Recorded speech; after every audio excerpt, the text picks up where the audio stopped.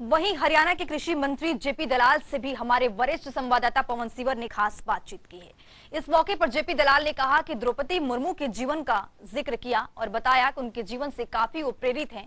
सुनिए क्या कुछ कह रहे हैं जेपी दलाल। एनडीए के उम्मीदवार जो यहाँ पहुंची थी चंडीगढ़ में और बैठक हुई है। दलाल साहब, आज एनडीए के उम्मीदवार द्रौपदी मुर्मू यहाँ पहुंची थी, आपकी बैठक हुई है, क्या चर्चा की गई है, किस तरीके से वोट की अपील हुई है?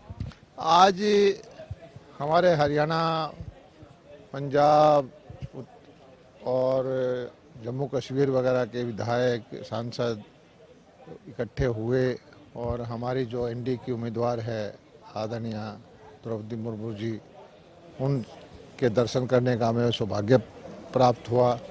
और उन्होंने जो अपनी कहानी बताई है जीवन की, किस तरह से संघर्ष के बीच में उन्होंने शिक्षा ग्रहण की, कैसे आदिवासी क्षेत्र की बेटियों को शिक्षा दीक्षा दी, किस तरह से अपने छोटे से गांव में ना सड़कें होती थी, ना बिजली होती थी, 80 किलोमीटर दूर में शहर में जाके आदिवासी हॉस्टल में रह करके उन्होंने शिक्षा दीक्षा ग्रहण की और फिर नौकरी की, विधायक रही, मंत्री रही, गवर्नर रही। और ये जो सम्मान है द्रौपदी मुर्मू जी को राष्ट्रपति भेजने का, ये करोड़ों करोड़ों जो हमारे उपेक्षित हैं, आदिवासी हैं और एक ऐसा समाज है जो कल्पना ही नहीं कर सकता था कि इस देश के राष्ट्रपति भवन में हम भी पहुंच सकते हैं। ये बहुत बड़ा काम किया है एनडीए ने। विपक्ष ने भी मैदान में उम्मीदवार उतारा है। सर, किसी तरीके की क्रॉस वोटिंग का खतरा एनडीए को नहीं है क्या? क्योंकि एनडीए के जो घटक दल हैं जितने भी, क्या सभी मिलकर वोट करेंगे? अगर हमारी आदरणीय द्रौपदी मुर्मू की जीवन को कोई पढ़ेगा तो मैं समझता हूं कि दूसरी पार्टियों के लोग भी इन्हीं को वोट करेंगे। सही उत्तराधिकारी जो है राष्ट्रपति भवन में जाने की, देश की प्रथम नागरिक बनने की, यही है। हमारे यहाँ से जो कोई क्रॉस वोटिंग का संभावना नहीं दिखती।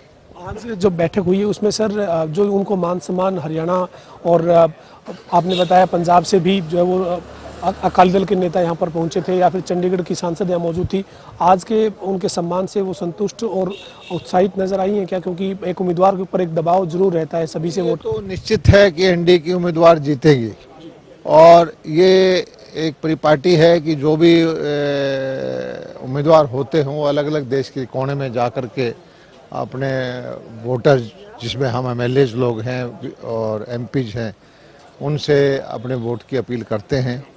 और ऐसी श्रृंखला में आज चंडीगढ़ उनका आना हुआ और उन्होंने अपने जीवन की जो गाथा सुनाई है, जो संघर्ष से भरी हुई है, किस तरह से एक छोटे से दूर सुदूर झोपड़ी से निकल करके आज राष्ट्रपति के भवन के दरवाजे तक पहुंचने का रास्ता जो उन्होंने अपनाया है, संघर्ष जो उन्होंने किया है, इससे सारे बहुत बहुमत समाज को, आदिवासी समाज को प्रेरणा मिलेगी। बहुत कुछ बातचीत करने के लिए सर। हमारे साथ हरियाणा के कृषि मंत्री जयप्रकाश दलाल थे। दलाल कह रहे हैं कि आदिवासी और जो पिछड़े गरीब लोग हैं उनको उम्मीद नहीं थी कि इस तरीके से उनके समाज के किसी व्यक्ति को राष्ट्रपति भवन में जाने का मौका मिलेगा, लेकिन एनडीए ने उनको उम्मीदवार बनाया है और निश्चित तौर पर उनकी जीत होगी। वीडियो जर्नलिस्ट विजेंद्र सिंह के साथ पवन सिंह, जनता टीवी, चंडीगढ़।